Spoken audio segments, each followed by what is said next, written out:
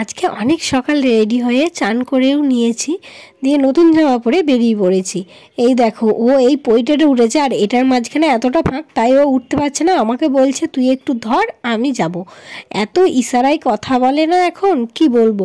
একটা একটা কথা বলে আর এক এক সময়তে ইশারায় কথা বলবে, বলবে এইটা করো ওইটা করো, বা কোনো কিছু দরকার পড়লে বলবে ওইটা দে। এই দেখো আমার হাতটা টেনে টেনে নিয়ে যাচ্ছিলো, তারপর দেখছি যে আমি যেতে পারবো তো গাড়ির কাছে।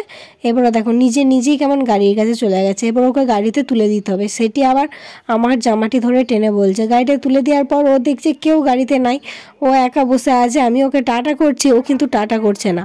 যদি গাড়িটা ছেড়ে দেয় বা সবাই চেপে পড়ে, ও কিন্তু সেই সময় টাটা করে। তারপর গাড়ি ছেড়ে দেওয়ার পর আমরা চলে এসেছি। হ্যাঁ, তোমাদেরকে তো বলাই হয়নি আমরা যাচ্ছি কোথায়। তোমরা জানো যে আমি প্রত্যেক বছর পুজোতে সপ্তমীর দিন যাই মায়ের কাছে, আমরা সেই মায়ের কাছেই যাচ্ছি আজকে পুজো করাতে। আর এই নদীটা আমাদের পেরুতেই হয়, আমি যেদিকেই যাই সামরঘাট কতুলপুর এই দিকে গেলেও আমাদেরকে, যেহেতু সামরঘাটে ওই নদী বেরোতে হয়, সেই নদীটাই এটা। আমি এটা শর্টকাটে রাস্তা দিয়ে যাচ্ছি আর চলেও এসেছি। দেখো এখানে মায়ের মন্দিরে, এই হচ্ছে মায়ের মন্দির। এটা আমি সাইড থেকে বসে দেখাচ্ছি। আর এখানে আমি ওকে নিয়ে বসেছিলাম, কারণ মায়ের মন্দিরের ওখানে ওর মা সবাই ফল কাটছে, পুজো জোগাড় করছে। ওকে তো ওখানকে নিয়ে যাওয়া যাবেই না, এখন নিয়ে গেলে ওর মাকে কোনো কাজই করতে দেবে না। এদিকে আমি, আমার বোন আর ওকে নিয়ে বসে আছি। তারপরে মায়ের পুজো শুরু হলো। এই দেখো এটা হচ্ছে মায়ের মূর্তি আর মায়ের মন্দির। এইখানের এই মায়ের না কখনো ছবি তুলতে দিত না। আমার দাদু যদি বেঁচে থাকতো আজকে এই ভিডিওটাও হয়তো করতে দিত না। আর আসার সময় দেখতে পেয়েছি ও জেঠুকে চাপতে দেবে না, ও জেঠুর জায়গায় বসে ও গাড়ি চালাবে। শুধু দেখো এখন থেকে ছেলে কি শিখেছে, গিয়ার কেমন ধরতে আসছে, দেখতে পেয়েছো।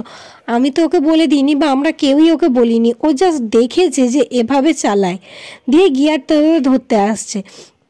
তার মানে এখনকার ছেলেদের কতটা পরিমাণের বুদ্ধি মাথাতে ধরে রাখে, দেখতে পেয়েছো। এইদিকে সবাই টাটা করছে আর আমিও গাড়ির ভেতরে বসে বসে ঘেমে গেছি, কারণ আমি ওকে আগে নিয়ে এসে অনেকক্ষণ ধরে গাড়ির ভেতরে বসে আছি। এই কদিন এতটা পরিমাণে গরম পড়েছে না, কি বলবো। দাঁড়াও তোমাদেরকে আমি আমার নিজেকে দেখাচ্ছি যে দেখো আমি কতটা পরিমাণে ঘেমে গেছি। তাও আমি একটা পাতলা জামা পরে গেছিলাম, তাতেও এত গরম করছে না, কি বলবো। আবারও দেখো নদীর এখানে চলে এসেছি, কিন্তু যেখানে এই নদীর ব্রিজটা পার হওয়ার জন্য টাকা নেই, সেখানে দাঁড়িয়েছি।